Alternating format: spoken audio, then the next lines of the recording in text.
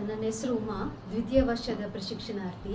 ಇವತ್ತಿನ ದಿನ national science ಡೇನ ನಮ್ಮ ಕಾಲೇಜಿನಲ್ಲಿ ಆಯೋಜಿಸಲಾಗಿತ್ತು. ಅಲ್ಲಿಗೆ ರಿಜಿಸ್ಟರ್ ಆದಂಥ ಇವ್ಯಾಲ್ಯೂಷನ್ ಸರ್ ಆದಂಥ ನಾಗರಾಜ್ ಸರ್ ಅವರು ಬಂದಿದ್ದರು.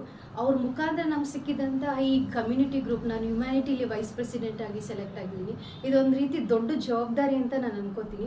ಬಟ್ ನನಗೊಂದು ಆಸೆ ಇದ್ದಿದ್ದೇನೆಂದರೆ ಸಮಾಜಕ್ಕೆ ಏನಾದರೂ ಸೇವೆ ಮಾಡಬೇಕು ಅನ್ನೋದು ಬಹಳ ದಿನದ ಆಸೆ. ಅದು ಶಿಕ್ಷಕರ ಮೂಲಕ ಒಂದು ಉತ್ತಮವಾದ ಸಮಾಜವನ್ನು ಕಟ್ಟಬೇಕು ಅನ್ನೋ ದೃಷ್ಟಿಕೋನದಿಂದ ಈ ಕಾಲೇಜಿಗೆ BEd ಸೇರಿಕೊಂಡೆ.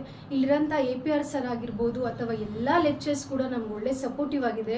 ನಾವು ಮಾಡ್ತೀವಿ ಅಂತ ನಮಗೆ ನೋಟಿಸ್ ಮಾಡಿ ಕೊಟ್ಟಂತಾಗ, ಈಗ ಮನೆ ಫ್ಯಾಮಿಲಿಗಿಂತ ನಾನು ಮ್ಯಾರಿಡ್ ವುಮನ್ ಆಗಿರೋದ್ರಿಂದ ಮನೆಗಿಂತ ಹೆಚ್ಚಾಗಿ ಇಲ್ಲಿನ ಶ್ರಮ ಹಾಕ್ತೀನಿ ಅಂತ ಒಂದು ಧೈರ್ಯವಾಗಿ ಹೇಳ್ತೀನಿ. ಈ ಕೊಟ್ಟಂಥ ಜವಾಬ್ದಾರಿಗೆ ನಾನು ಕಾಲೇಜ್ ಪ್ರಿನ್ಸಿಪಲ್ ಆದಂಥ APR ಸರ್ಗೆ ತುಂಬ ಕೃತಜ್ಞತೆ ಸಲ್ಲಿಸ್ತೀನಿ. Thank you sir. ಈ ಕೆಲವರು ಮೇಡಮ್ ಸಾಫ್ಟ್ವೇರ್ ಇಂಜಿನಿಯರು ಆ ಥರ ಎಲ್ಲ ದೊಡ್ಡ ದೊಡ್ಡ ಉದ್ಯೋಗ ಹೋಗ್ಬೇಕಂತ ತಾವು ಶಿಕ್ಷಕರನ್ನ ಯಾಕೆ ಆಯ್ಕೆ ಮಾಡ್ಕೊಂಡಿದ್ದೀರಾ? ಹೇಳಿದ್ನಲ್ಲ ಸರ್, ಸಮಾಜ ಸೇವೆಗೆ ನಾನಾ ವಿಧಗಳಿದೆ.